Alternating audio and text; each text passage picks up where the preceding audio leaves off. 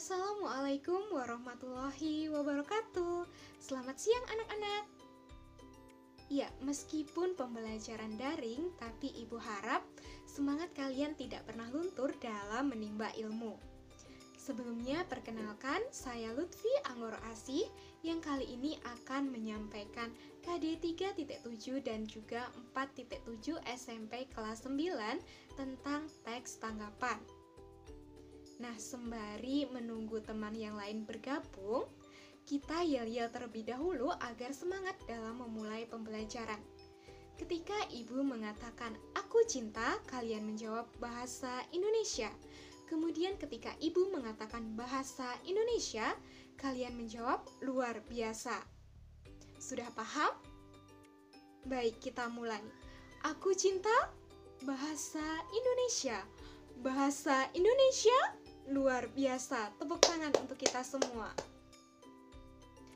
Baik anak-anak, hari ini kita akan belajar mengenai teks tanggapan. Sebelumnya, apakah ada yang paham apa itu teks tanggapan? Iya, benar sekali. Teks tanggapan adalah teks yang berisi tanggapan. Tujuan pembelajaran kita pada siang hari ini yang pertama, kalian dapat mengidentifikasi pengertian, ciri-ciri, tujuan, struktur, dan juga contoh dari teks tanggapan. Yang kedua, kalian mampu menemukan informasi berupa kritik dan juga pujian dalam teks tanggapan. Yang ketiga, kalian mampu menanggapi informasi disertai bukti pendukung dan juga alasan yang logis. Yang keempat, kalian dapat menyampaikan informasi berupa kritik dan saran dalam teks tanggapan. Baik anak-anak, hari ini kita akan belajar mengenai pengertian, tujuan, ciri-ciri, struktur, contoh, dan juga cara membuat teks tanggapan. Baik, yang pertama kita akan belajar mengenai pengertian dari teks tanggapan. Teks tanggapan adalah jenis teks yang digunakan untuk meringkas, menganalisis, dan menanggapi suatu teks. Teks tanggapan memberi pandangan terhadap suatu hal, baik yang mendukung ataupun menolak, dengan disertai argumen yang objektif, sopan, logis, dan jelas. Informasi dalam teks tanggapan dapat menjadi saran yang membangun. Dapat juga menjadi sarana bagi pengkritik dan yang dikritik untuk berdialog secara sehat. Yang kedua, kita akan belajar mengenai tujuan dari teks tanggapan. Apa sih tujuan dari teks tanggapan itu? Tujuan dari teks tanggapan yaitu untuk memberikan penilaian tentang kelebihan dan kekurangan dari sebuah teks, disertai dengan saran dan bukti pendukung. Setiap teks mempunyai ciri-ciri masing-masing. Lalu, apa saja ciri-ciri dari teks tanggapan? Ciri-ciri teks tanggapan. Yang pertama, objektif. Yang kedua, sopan, logis, dan jelas. Yang ketiga, terdapat penilaian kekurangan dan kelebihan atau kritik dan pujian. Dan yang terakhir ada saran. Setelah mempelajari pengertian, tujuan, dan juga ciri-ciri teks tanggapan, kita juga akan mempelajari bagian dari teks tanggapan yang tidak kalah pentingnya, yaitu struktur teks tanggapan. Lalu, apa sajakah yang termasuk ke dalam struktur teks tanggapan? Struktur teks tanggapan. Yang pertama ada evaluasi atau bagian yang berisi pernyataan umum yang disampaikan penulis dalam teks. Yang kedua ada deskripsi atau bagian yang berisi tentang data-data dan pendapat yang mendukung pernyataan atau melemahkan pernyataan. Nah, disinilah tempat dicantumkannya kritik dan pujian. Yang ketiga, penegasan ulang. Pada bagian ini berisi penegasan ulang terhadap apa yang telah disampaikan di paragraf-paragraf sebelumnya. Untuk lebih memahami struktur teks tanggapan, silakan cermati contoh berikut. Berikut terdapat teks tanggapan dengan judul pergaulan bebas. Pada bagian evaluasi atau pernyataan umum ditunjukkan oleh satu paragraf sebagai berikut. Pada masa kini, banyak para remaja yang sudah mengenal yang namanya pergaulan bebas. Di Indonesia, kita sebagai orang yang beradab sebaiknya tidak melakukan pergaulan bebas.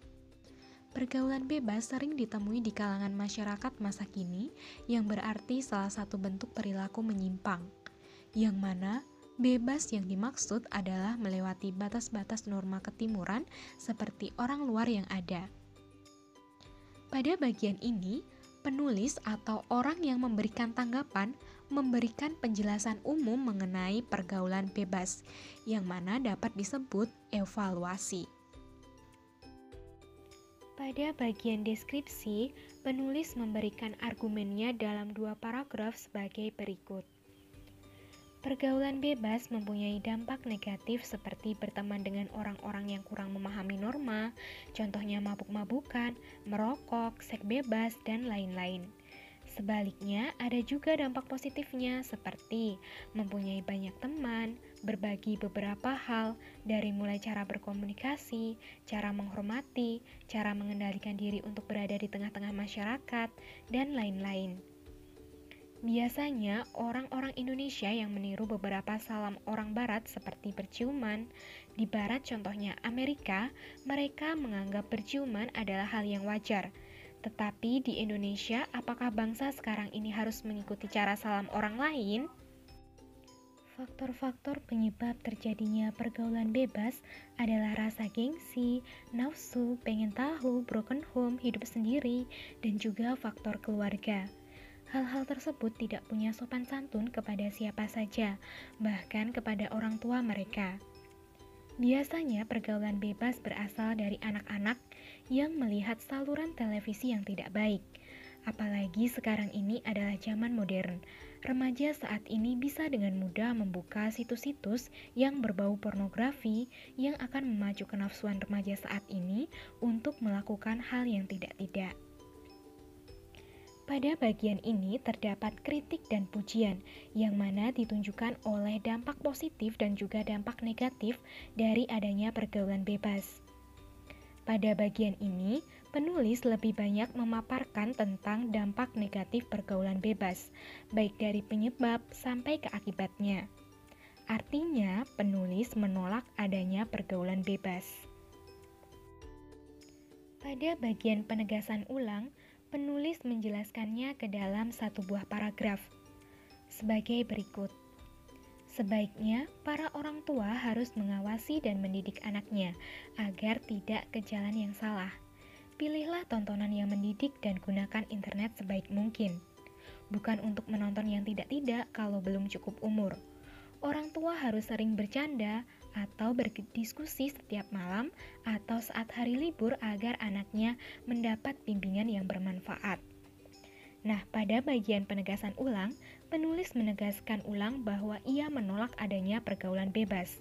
Maka dari itu, penulis memberikan saran terhadap orang tua agar anaknya tidak jatuh ke dalam pergaulan bebas. Setelah mempelajari bagian-bagian dari teks tanggapan, lalu bagaimanakah cara dalam membuat teks tanggapan? Cara membuat teks tanggapan. 1. Membaca teks atau naskah asli. 2. Mencatat gagasan-gagasan penting dalam teks yang telah dibaca. 3. Menganalisis kelebihan dan kekurangan yang terdapat pada teks. 4. Menilai teks secara keseluruhan. Apakah selanjutnya kita akan mendukung pernyataan atau malah melemahkan pernyataan? 5. Mengidentifikasi kesalahan ejaan. Nah, dalam menyusun teks tanggapan, kita tidak boleh terlepas dari kaidah penggunaan bahasa Indonesia yang baik dan benar. Maka dari itu, kita harus berpacu pada KBBI, TBBBI, dan juga PUEB. Untuk lebih mendalami materi mengenai teks tanggapan, kita mulai pembahasan soal mengenai teks tanggapan. Soal nomor 1. Hal yang tidak terdapat dalam teks tanggapan adalah A. Kritik, B. Saran, C. Amanat, D. Pujian. Apabila kita cermati dalam ciri-ciri teks tanggapan, maka teks tanggapan akan memuat kritik, pujian, saran. Jadi yang tidak ada dalam teks tanggapan adalah amanat. Soal nomor 2. Informasi yang terdapat dalam teks tanggapan tersebut berupa A. Sanggahan, B. Kritik, C. Pujian, D. Saran. Dari kutipan teks tersebut, kita dapat langsung memahami informasi yang disampaikan. Nah, untuk memahami informasi yang disampaikan, langkah pertama yang harus kita lakukan adalah mencari kata kuncinya terlebih dahulu. Nah, dalam kutipan tersebut, kita dapat langsung memahami kata kuncinya, yaitu pada kalimat pertama dalam penggalan kata, adapun kekurangannya. Nah, kata adapun kekurangannya adalah salah satu kata yang menunjukkan kritik. Jadi jawabannya adalah B. Soal nomor 3. Pengertian kritik dalam teks tanggapan adalah, nah seperti yang sudah kita bahas tadi dalam nomor 2, bahwa kritik adalah pernyataan mengenai kekurangan atau kelemahan suatu teks. Jadi jawabannya adalah A. Pernyataan mengenai kekurangan atau kelemahan dari seseorang atau pihak tertentu. Soal nomor 4. Informasi yang terdapat dalam teks tanggapan tersebut adalah A. Kritik, B. Pujian, C. Alasan, D. Sanggahan. Nah, dalam memahami informasi dalam suatu teks, kita harus mencari kata kuncinya terlebih dahulu. Kata kunci pada kutipan tersebut ditunjukkan oleh kalimat kedua, yaitu hal itu disebabkan. Nah, kata disebabkan adalah sesuatu yang menyatakan alasan. Jadi jawabannya adalah C, alasan. Soal nomor 5. Cuplikan tersebut berisi informasi berupa A. Kritik, B. Pujian, C. Saran, D. Alasan. Nah, kata kuncinya dapat kita temukan pada kalimat pertama, yaitu pada kata sebaiknya. Nah, kata sebaiknya merujuk pada saran karena ingin memberikan masukan kepada pihak tertentu.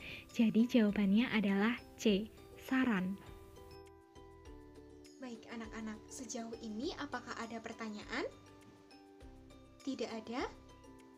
Baik, jika tidak ada pertanyaan, Ibu akan mereview pembelajaran kita hari ini mengenai teks tanggapan. Jadi, teks tanggapan adalah teks yang bertujuan untuk menanggapi permasalahan yang terdapat dalam suatu teks. Nah, dalam teks tanggapan ini terdapat kritik dan juga pujian yang disertai dengan alasan yang logis dan bukti pendukung. Dan jangan lupa dalam teks tanggapan terdapat 3 struktur. Yang pertama ada evaluasi atau berisi pernyataan umum. Yang kedua ada deskripsi atau bagian yang mendukung atau melemahkan pernyataan. Yang ketiga ada penegasan ulang, yaitu menegaskan kembali tentang apa yang telah disampaikan di paragraf sebelumnya. Nah, untuk tugas silahkan kalian kerjakan buku paket halaman 171 sampai 173 dikumpulkan minggu depan. Apakah ada pertanyaan? Tidak ada?